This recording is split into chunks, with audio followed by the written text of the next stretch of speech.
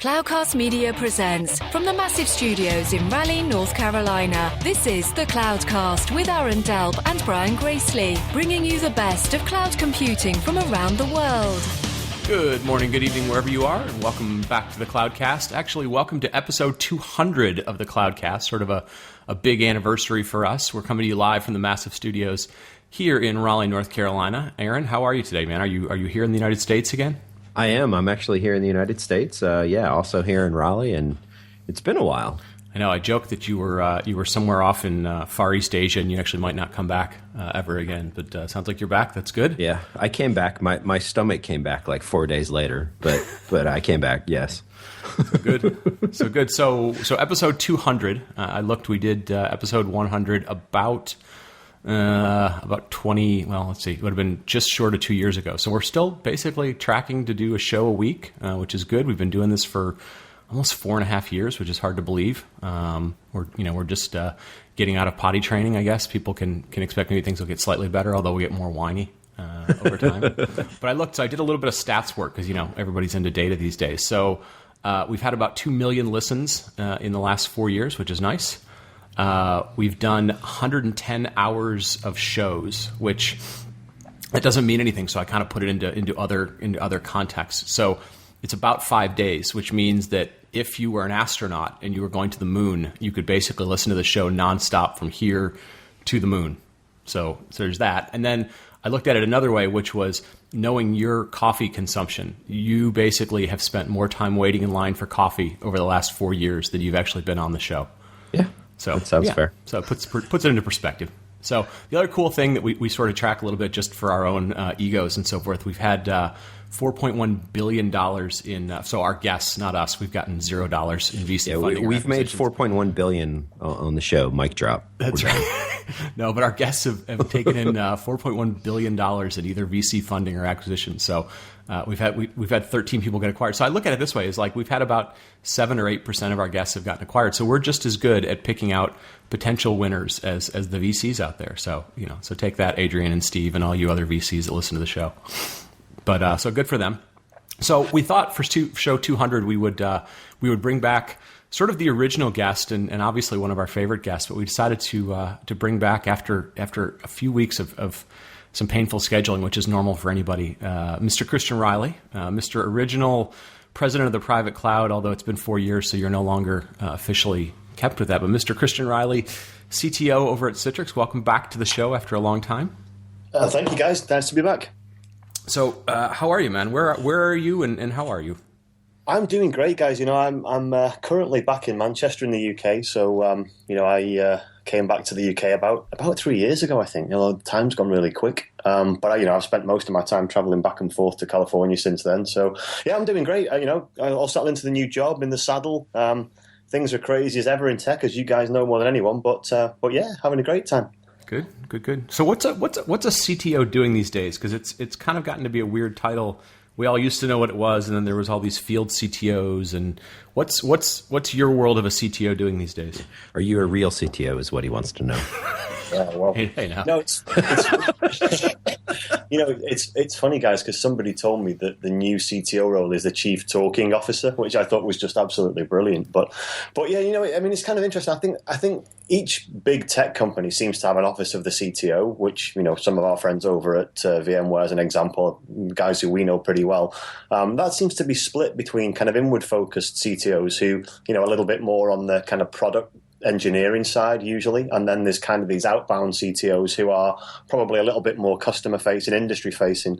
I guess I'm somewhere in the middle. I think because of my background on being on the customer side for so long, it's a little bit probably more biased towards that, but I'm focusing a lot on strategy. We're doing a lot of things around strategy within Citrix, obviously, because trying to get our mind around sort of what comes next after application delivery, which is kind of important part of the business, and that is extended into mobile, of course, in other areas. But I think if you kind of look at where we're trying to head or where we've got to head towards where industry's going, a lot of it's on the strategy side. So yeah, it's fascinating. Being able to take some of the things that I've worked on before, which were probably a little bit leading edge, and try and build those out into some cohesive strategies. So yeah, we're doing all sorts of interesting things, focusing on a little bit really far out on the future, but a lot on the near term, and trying to understand where that takes us. So I guess you could say it's a little bit customer, it's a little bit product, it's a little bit strategy. So yeah, it's a great role. So basically, what you're saying is you're trying to figure out how to get Zen app into a car. Well, it's funny because that's been done before, right? True. The receiver technology has been done before, right? But interesting on the car thing. I don't know if you guys saw that or any of the stuff we did at Synergy, but we acquired Chris Matthews' company Octoblue about 6 to 9 months ago now. And Chris and the guys there have done a fantastic job at some of the cool stuff that they've been doing there for IoT, which I'm sure we'll get into in this. But yeah, they lit up a Tesla. They borrowed a Tesla off one of the other VPs at Citrix and promised that they would return it in good condition, and they basically hacked it inside, got root access to it, and made it light up and do all sorts of things. In fact, the best thing they did, which you got to go out after, try and dig this out for you guys, we actually made a hashtag called Rocktoblue, and we wired up the like a Samsung Galaxy or whatever it was to the Bluetooth capability within the Tesla, and then you could pick a song and tweet it to hashtag Rocktoblue, and it would play it on the Tesla. So Nice. So I'm gonna do one other kind of bridge question here before we kind of get into some of the future stuff, right? So you being the original guest, right? You've had a little bit of, you were doing your thing at Bechtel, then you did do a stint at Citrix for Mr. Peter Ulander, who was actually at one point both of our bosses, and then went back to Bechtel. And then now you're at Citrix again. But the way I kind of see it is, Peter's doing his collaboration thing and you're kind of doing futures and collaboration thing. So did Peter piss you off that bad that you were like, he's now your nemesis and you got to take him down? What's going on? Yeah, I'm trying to, but it's a Eurozone thing, right? Because Ulander's kind of Danish, right? So the only good thing that's ever come out of Denmark is bacon and Carlsberg, right? So there's a UK Denmark thing in there. No, it's interesting. If you go back to the main reason I joined Citrix way back when was because the Cloud.com acquisition, which is where that sort of history lies, and where I met Peter. That became the Cloud Stack product, and then latterly the Cloud Platform, which is doing really well in the kind of the service provider space, and in some sort of not so typical enterprise spaces. But I think that whole area, we still see it with OpenStack. Has that really gone as far as we thought in the last 4 years? I don't know. I don't think so, and I think it's unfortunate that there's been some distractions along the way, right? Every time a new thing comes out, whether it's IoT or now microservices, I think it tends to gravitate people towards the sort of the magpie syndrome of the shiny new stuff, while forgetting that all enterprise IT and service provider provisions, they've got long tails, right? So I think this notion of it being an either or rather than an and has got kind of lost in translation. So again, we did some great stuff back in Bechtel. Some of the stuff was kind of cutting edge and probably unique to that environment in engineering and construction because of the dispersed nature of it. But when I sort of think about it, and I think about other industry sectors, whether it's engineering, manufacturing, retail, a lot of those same traits are there, and it can be anything from kind of trying to fix complex supply chains with technology to try and improve the time to getting information in the hands of people that need it. So yeah, I think what Peter's doing over at Cisco is really cool, but it's not really in direct conflict with us, although he still owes me lots of Pappy Van Winkle, I can tell you that. Nice. So I was thinking about this. So the first time we had Christian on, it's like 2011-ish. He was about 2 years or so, maybe you were a little further along into sort of building out your cloud environment. And there was this really, I think we had touched on it way back in the day. Now, people got to remember, we had, I think, 3 listeners at the time. It was like Aaron's mom, my mom, and then maybe ourselves and so forth. But there was this I remember this. I remember when the first show hit 100 listens. Yeah, and we that was about 6 months in. Yeah. So, but here's the thing I'm getting at. So way back when Christian, had the CTO at the time at Bechtel, and maybe it was your CIO, who had gone off and he basically said, was looking at the world and said, how does Google do things? How does, Facebook or whoever was interesting at the time, and said, I'd like to bring a bunch of those characteristics in-house. And you guys spent a whole bunch of time doing it. And at the time, you guys were sort of leading edge, but you were a couple of years into stuff. And I think I look at the industry and the number of people that I still hear go like, hey, should we try and do things like those guys do it? And it's like, folks, we gave you the blueprint 4 years ago for somebody who'd been doing it for 2 years, and you're now just sort of starting. So it's a little disappointing. It's a little disappointing that to a certain extent people haven't moved somewhat further along and they're still talking about, can they do those things? So my guidance to folks, now that we have, I think, 6 or 8 listeners now or whatever we have, we've doubled. Listen to Christian for the next, 20, 30 minutes, because we're going to talk about some future stuff, but some of this future stuff isn't that far into the future. So anyways, so I'm going to get off my soapbox and stop being preachy. So what we decided to do, I saw a video posted. It was called sort of the Citrix video of the future, Citrix future video, and we'll post a link to it. And Christian, that came out of your group, correct? Partly, yeah. Okay. Yeah. Yeah. Yes, of course it did. I'll take all the credit. Yeah. There you go. All right, cool. So that's what we were looking for. The net of it, the Cliff Notes version of this thing is it's an everyday scenario. It's a we're going to start to talk through this, but it's basically it's a professional person coming home from work. They're finishing up their day. They interact with their family. They interact with a couple of vertical elements in their life in terms of a doctor and their kids and stuff. And so things that every one of us do. And then there's some interaction with, how the other part of their family, their spouse, then goes and interacts with their business. So it's a very typical scenario, but there's some very cool parts of it that are in there. So we're going to kind of break some of that down. Folks will probably have to go watch the video. I think it takes all of 4 minutes to sort of see it. But so Christian, let's start with the beginning. So the video basically starts, woman is coming home from work. She's in a Tesla, which obviously, people have. It'd be nice if they were more mainstream, but they're all over the place. And then it sort of jumps into, she clicks a button because somebody calls her on the video thing, and it starts off with self-driving cars. How far along are we with self-driving cars? I mean, I'm seeing all sorts of stuff from Google, and then I saw a very cool thing from the University of Michigan where they have an entire mocked up city so they can test self-driving cars. Like how close are we getting to that sort of technology, this sort of, autonomous types of transportation? Well, I think if you take it from an autonomous perspective, I think we're very close technology-wise. I don't know how close we are from a social acceptability perspective, but and then a regulatory, legal, whatever way you want to look at it. But it's funny. I always think people have an interesting relationship with cars because all the way since the very first cars were invented, I think everybody's had the notion that you're in charge of the car, which is probably right. I mean, with the exception of what goes on under the hood, which is a mechanical construct, the actual driving of it and everything else you need for spatial awareness and anticipation and all those sorts of things are a very human element. And some of us are better than others, right?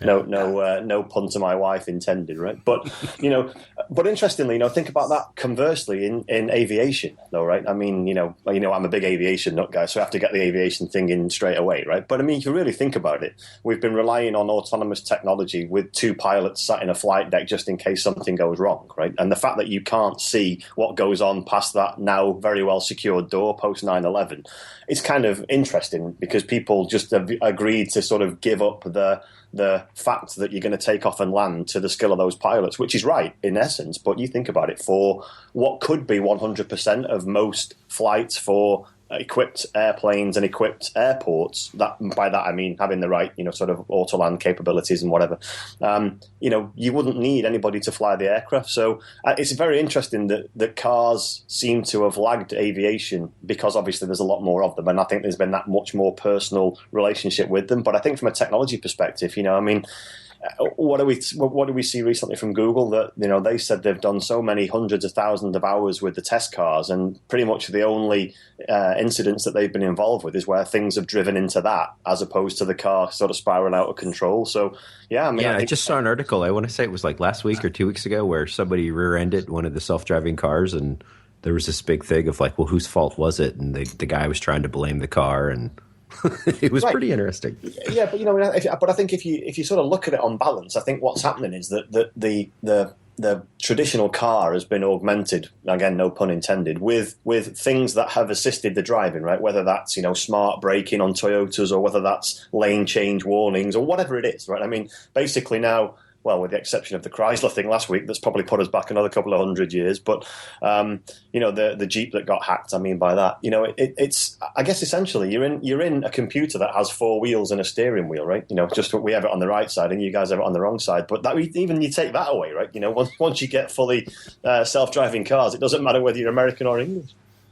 Yeah, no, and I feel like especially in your video, and I kind of keep referring back to this, but the experience that they sort of highlight is, the person is fully in control of the car, and then there's an activity that takes place, right? They get a video call, a phone call from somebody, and then it just sort of, you push a button in the car, you let the car take over, right? It's essentially sort of self-driving. A handoff. Yeah, it's a handoff. Yeah. And I think about those scenarios, like, between, all the concerns about, kids and texting and driving, or anybody texting and driving, or even just, anybody who drives for a living, they're out driving and they're like, I'm tired, I feel like putting it on cruise control. Like, to me, like socially, I'm like, I would love having that in my vehicle, right? Even if it's, it's a half an hour, it's 45 minutes. I don't feel like sitting in rush hour traffic. Like, I feel like that sort of stuff people would be very accepting of. I think what scares people is I look over to my left or my right and there's a car driving and there's nobody in the driver's seat, but there's just, the rest of the car is filled with people. Like, I think that part freaks people out somehow.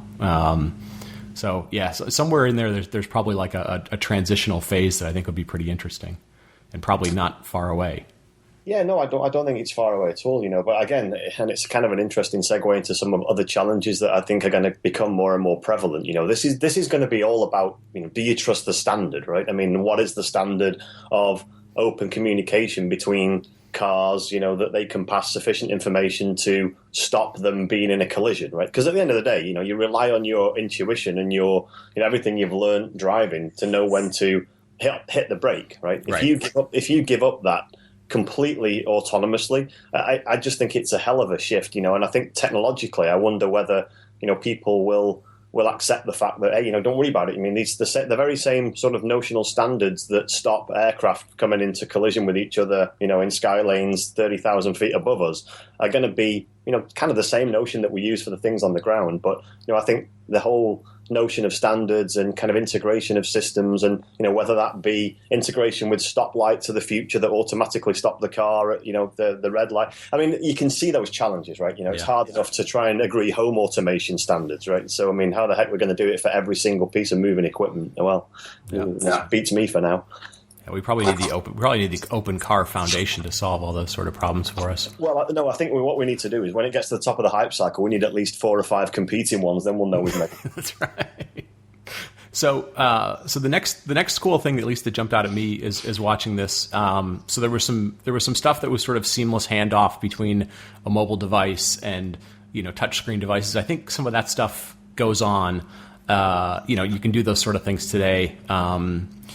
The next thing that to me that was kind of cool, though, there was a bunch of sort of 3D hologram I don't know what the right word is. It was sort of like, for example, it was a kid who had an iPad or a mobile tablet type of device that was just sitting on like a coffee table, and then there was sort of this 3D element that was coming out of there.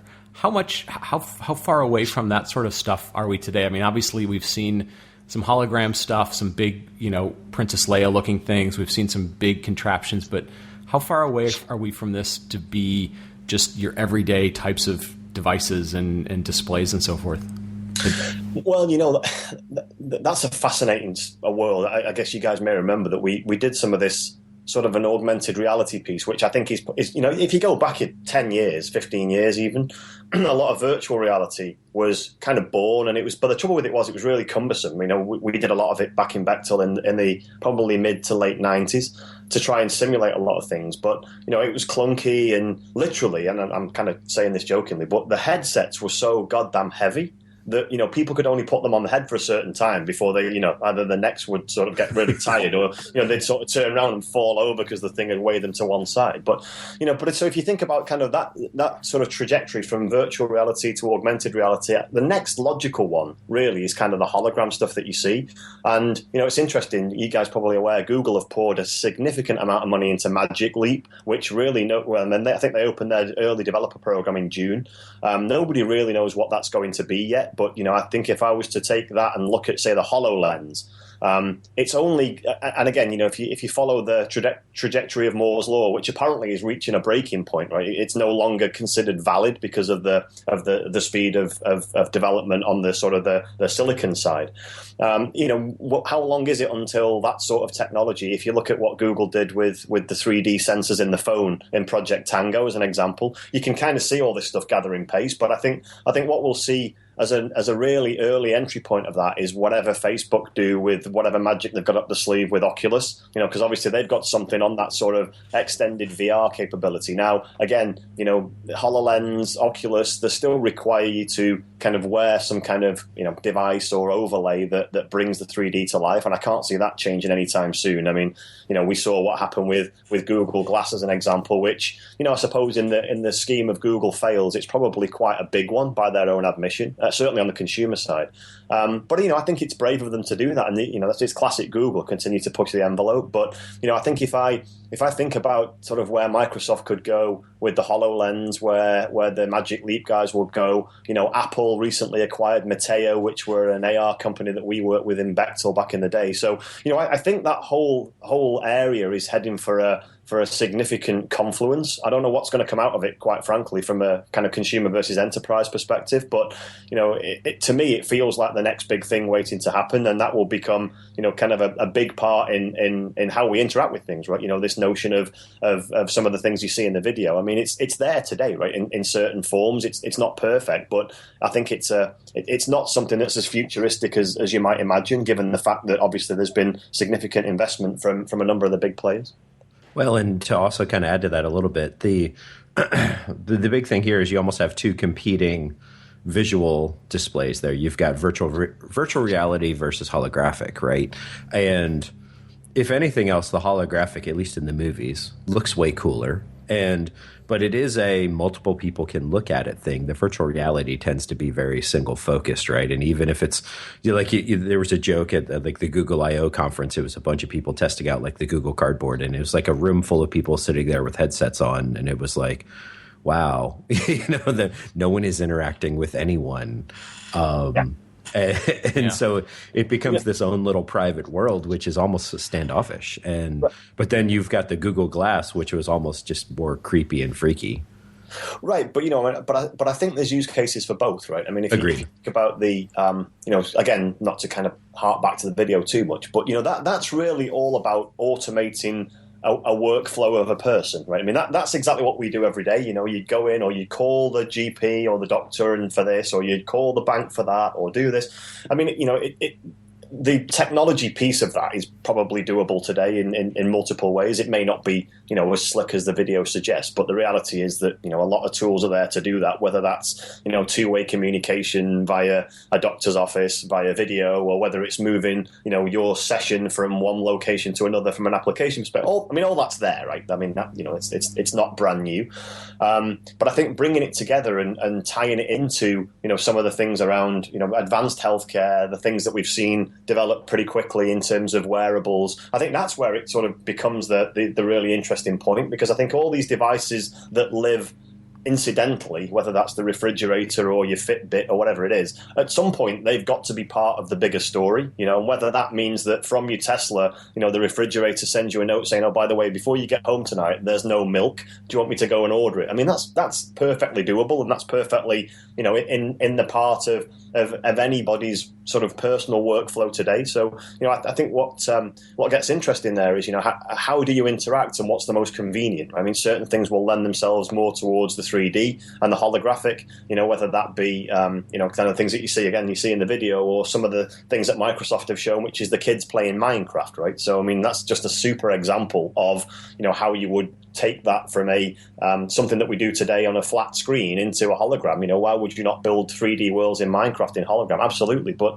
that same thing could apply to architecture or physical explorations of facilities or operating plants, whether that be, power stations or airports or whatever it is. I mean, I just see a use case for all those things. But I think what gels it together really is it's all about the information flow, right? Which is, a big thing that we've been focusing on relative to kind of the Citrix strategy. It's not really about applications anymore. It's about, how do I get that information flow from A to B to C, in the best ways. And I think that's where we'll see some of the big rewards. Yeah. But you are forgetting the one law that has been around since, pretty much pre-internet too, and that is, which one's going to show porn the best? Because that's the technology that's going to take off, right? Well, it is. It's always the law of porn. Yeah, well, no, it is. But I think you'd have to go back to Eulander for that. He's probably much more qualified. Let me ask you before this goes down to a big rat hole. Let me ask you. Brian's like change subject. No, I'm usually the one that brings that up, so I'm okay with it. That's true. So let me careful how you use those words as well. Yeah. Well, So let me ask you a practical piece of this though. So like one of the things that's sort of embedded in the video concept, but it's not explicitly called out, is there's sort of this seamless interaction, not so much handoff, but like seamless interaction between a person's work life and their personal life, right? Which always sounds cool. Like none of us sort of argue anymore that there's a distinct place where you work and a distinct place where you live, because they're really blurred. But like from a technology perspective, that's still really hard. So let me put this in perspective. So when you guys were at Bechtel, there was Bechtel proper, and then there's tons and tons of contractors you guys had. So in essence, you had, this idea that there was sort of the centralized system, the work system, and then you had all these externals, which could very well be just like your personal life. Like how much of this stuff has to be entirely, say, public cloud-based or API-based? I mean, like how much barrier do we realistically have of trying to link these systems that aren't under one centralized control? I mean, are we getting closer to where it's like public API, valid authentication mechanisms to make this work, or is this still an enormous barrier? Well, I mean, it's a good question. I mean, I think whenever we deal with legacy, we're always going to be dealing with problems of interoperability, integration, whatever you want to call it, accessibility. And then there's a regulatory layer on that where, we have concerns around whether that's in PCI world for retail or whether that's in HIPAA for healthcare, whatever those things are. I think there are absolutely ways of mixing the two. Does it have to be all one and all the other? No, I really don't think it does. I mean, I think there's enough technology around where, we can kind of merge that and make it seamless from an end user perspective, whether that's something you need to access from a public cloud location or whether that's something from, an on-premise location, and you kind of merge the two at the endpoint or the UI. I mean, that's something we did in Bechtel. It's something that other people are doing. I don't think it's out of the realms of possibility. But I think where it gets complicated yet again is, how do you efficiently mix all the legacy authentication and authorization, business logic, security models with the newer things that have been built, which are probably easier to deal with on balance from a consumption perspective. So I think that whole thing is a huge challenge. But then I kind of think about what we did with Octoblue and the acquisition that Citrix made there. I don't know if you guys are all that familiar with it, but think about it as kind of like a workflow automation piece. And so, we actually coined a term there called flowgramming. So, rather than actually have to program things, it's kind of like a drag and drop interface, a little bit like the recipe notion from IFTTT is. It's kind of very similar to that. So I think in a world where there's common authentication and there's modern APIs, I think that's so much easier. And I think if you look at what IFTTT did, what Zapier do, and what we've done with Octoblue, where we've had the biggest wins so far, it's where things are consumable at the endpoint, and then they're able to be either aggregated or used in a workflow. So, I think that's still a big problem. I don't know whether I'd use the word barrier, but I think it's certainly a challenge. And whether you come at that challenge as an enterprise because of mobile apps or because of integration, across sort of B2B or B2C in a different world than we're used to with EDI and the previous ways of doing things, then I think it's always going to be a challenge. And the notion of firewalls as we know them before is kind of becoming less appealing. The fact that we have perimeters around pretty much everything now, whether that's cloud or whether that's personal or whether that's something I'm wearing on my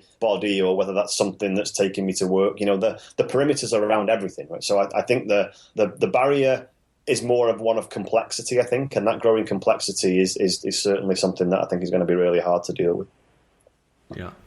No, it's the other thing that goes on throughout this whole video is there are so many layers of stuff that has to kind of get unwound, which is it's cool that the vision is out there, and then you start going like, oh, this is more than just, technology. Like you said, there's legal aspects to it, there's compliance aspects, there's data privacy, and which is good, because this is the kind of stuff that you need to put it into a visible context before people are going to kind of go, okay, I want that, and then you have to unpack how do I fix that. The one thing I loved, so there was some stuff towards the end that was all about kind of interactive 3D displays, and I think we touched on that a little bit. The one aspect that I kind of love and I've been thinking about more is this whole sort of wearable medical monitoring. So the context of it is the person basically is having some sort of problem, looks like a shoulder, sore shoulder or something, and they have this sort of digital patch. It looks sort of like the non-smoking patch that you'd put on your shoulder or something. Like, how much have you dug into that sort of stuff where you have this technology that is pretty seamless for what your day-to-day life would look like, and it gets cheap enough to where you can collect information and send it off. I mean, it's sort of an IoT thing, right? It just happens to be monitoring some sort of medical aspect. Yeah, absolutely. It's kind of critical for us from a Citrix perspective, and not necessarily because of the technology, but because I think healthcare is probably, if it's not the biggest, it's our second biggest industry sector.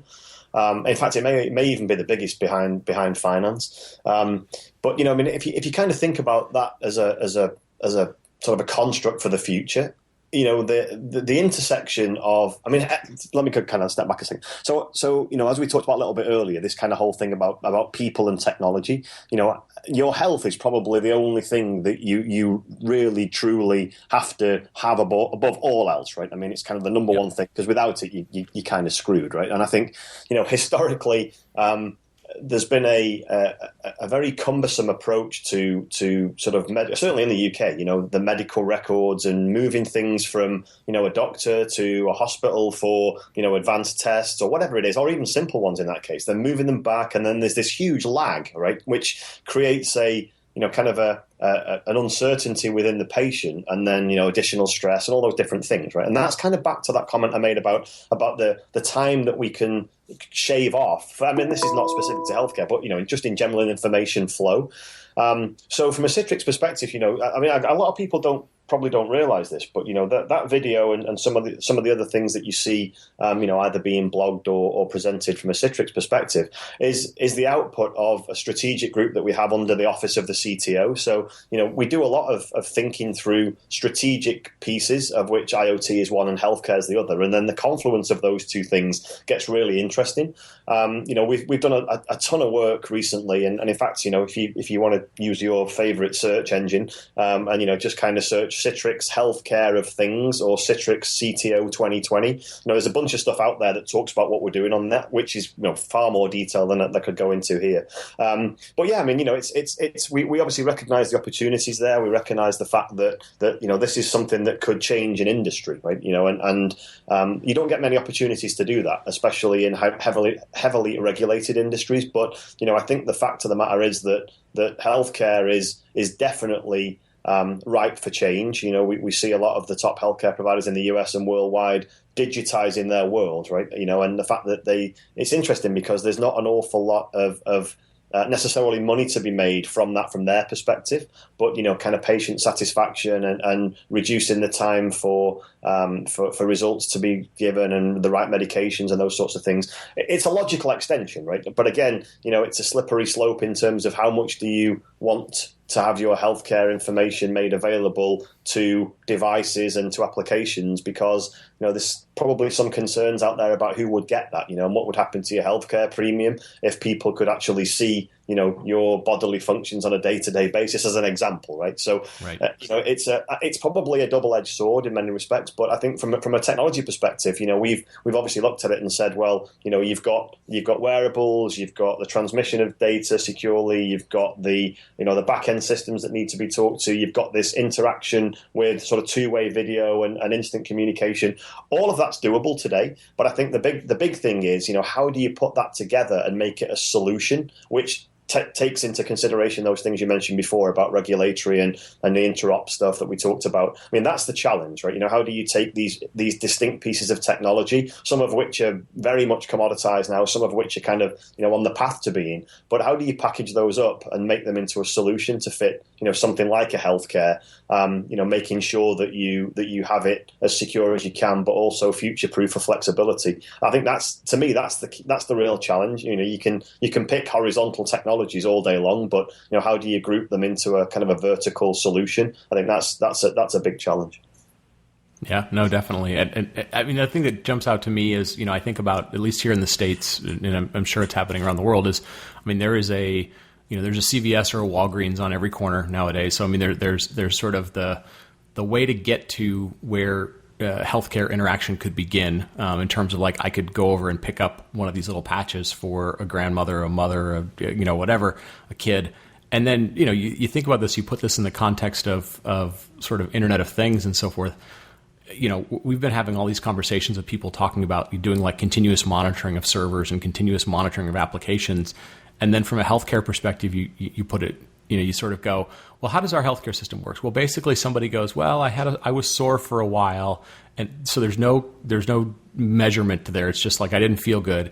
And there's no data that gets kept about how long you didn't feel good. And then you sort of sit and wait in a doctor's office and you're sort of scared of them. And you go, yeah, if there was a way to collect that information from somebody, you could do it on demand. You could do it in a way that's super easy to get to. You get over people's fear of going to the doctor's office or whatever.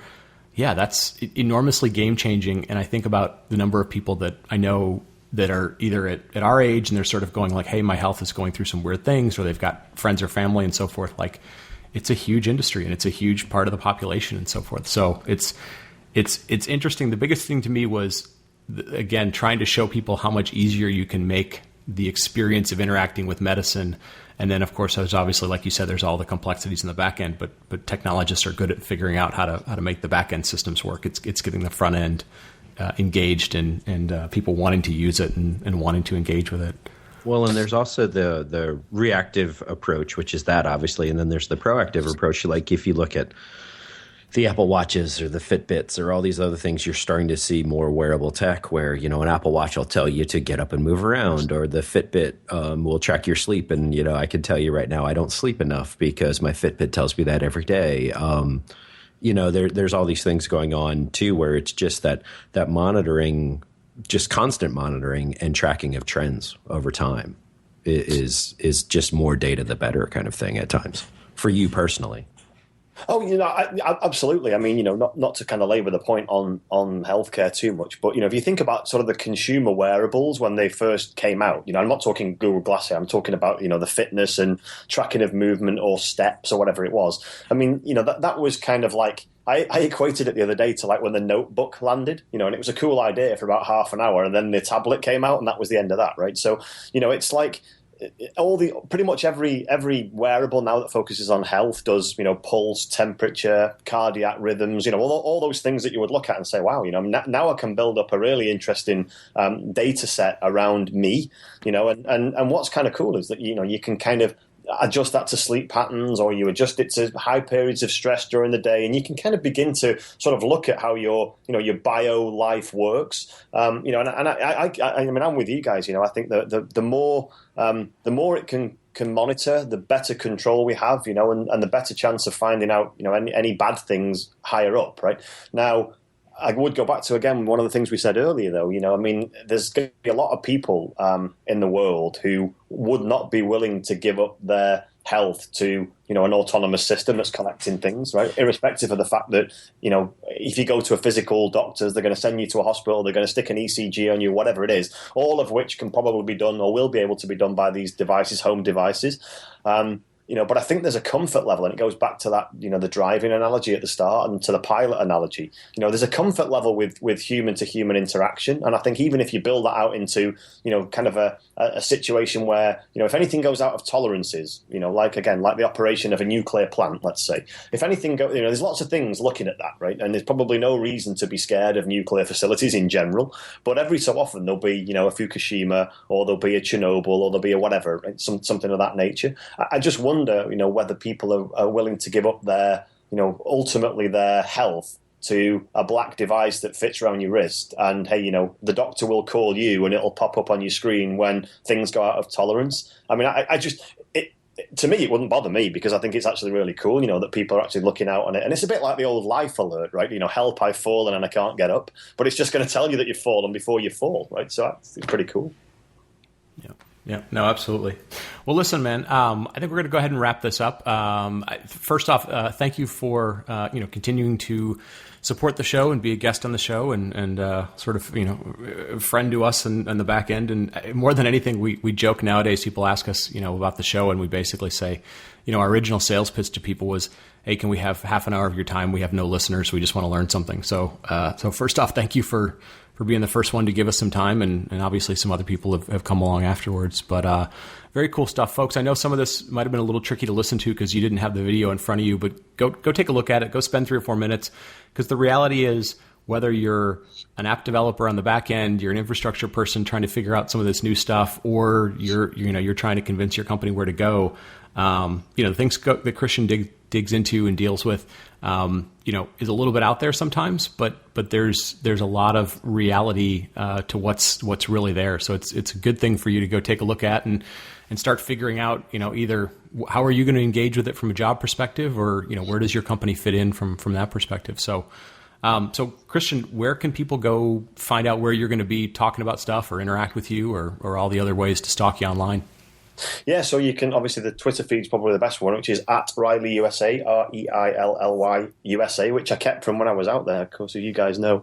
But what I will do is I'm going to do an unashamed plug here at the end of this. So I'll give you a couple of links for the narrative on the Cloudcast page, just for the 2020 technology landscape and some of the stuff we've talked about from healthcare, because even though it's not, it's kind of specific to healthcare in that case, it's really just an indication of kind of how we think about some things and think about that sort of technology turned into solutions, which from a kind of a customer perspective, or anybody else in tech, I've been on both sides of this, and I think the solutions bit is always kind of hard to deal with. So maybe that'll just help with some of the backdrop. But it's great catching up with you guys. It's been it's gone really quickly. Actually, we could probably have done a few hours on this topic, but it was nice to be number one and nice to be number 200. So maybe if we do a Fibonacci sequence, I'll be 613 by the next time I'm Nice. Well, very cool. Aaron, you want to wrap it up and take us home? And folks, again, thank you for listening not only to this show, but for all the other 200 in between.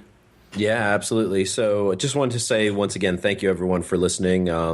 It's been a fun ride over the last few years, without a doubt. And now that we have the new fancy intros and outros, with actually, who knows, could be somebody related to Christian over there doing our announcing now.